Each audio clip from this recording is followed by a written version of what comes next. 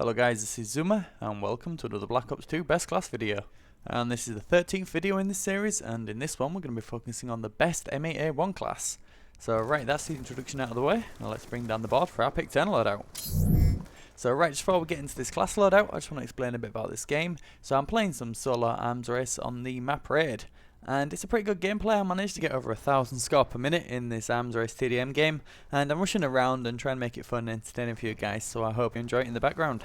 So right, let's get back into this class. So for my primary, obviously, I have the M8A1.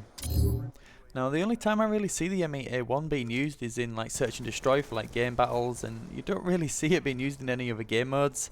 And I think that's because of the ammo capacity. Because it shoots 4 bullets at a time, you just burn through your ammo so quickly. And although this weapon does kill in one burst, you always fire 2. It's like that thing in Call of Duty, you never trust your first burst.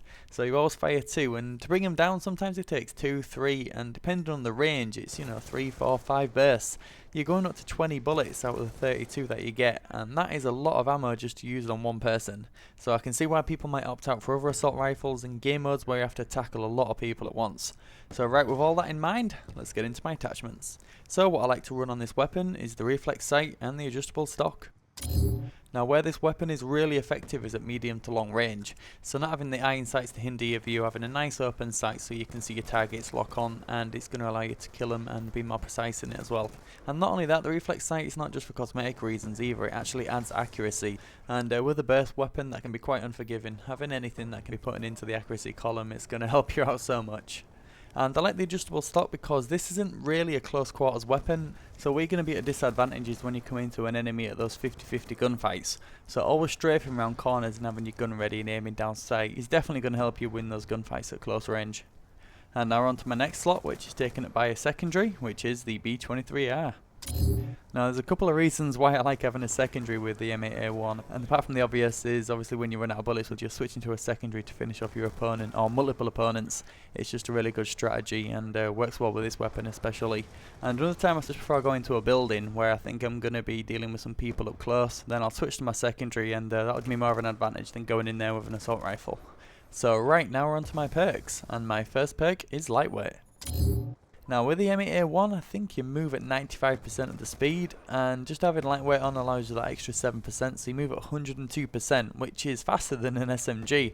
And not only that, the lightweight stock combination on an assault rifle is just awesome. It really does allow you to strafe around corners so fast. And now for my next slot, I've got 2 perks in tier 2, so I need perk 2 greed. And those perks are Scavenger and Toughness. Now you probably saw early in the game where I ran out of bullets on the M8A1, so Scavenger is definitely needed. The amount of bullets you can go through in this gun is just insane. And now for one of my favourite perks, Toughness, because it is a burst weapon, then if you're getting fired at, then all those bursts are going to be going over the enemy and to the side and stuff, and you want them to go on target, so Toughness is definitely needed. And now on to my final perk, which is Dexterity. Now it does seem like each class that I do that I tend to mould it to a more rush aggressive playstyle, and I think as I'm running around a lot with a lightweight, then just having a perk that's going to allow me to shoot faster after sprinting, I think that's just going to work well as a whole with this class, and that's why I've chosen Dexterity. And now last but not least, we're on to my final slot, which is taken up by the C4. Now the reason why I like the C4 so much is because literally 100% of the kills I get with the C4, I never actually see the enemy. It's either in buildings, over walls, and it's kills that I wouldn't have been able to get or wouldn't have been able to reach. So in a rushing class we need to kill people on the fly, and you don't necessarily need to walk over to them. There's nothing better in this game than the C4.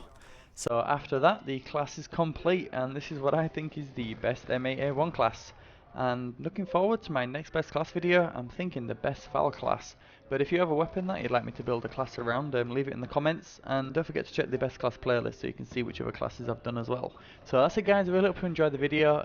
Leave a like rating if you enjoyed it, and maybe a favourite if you think it's helped you out, and I will see you in my next video. So that's it guys, thank you so much for watching, and take care.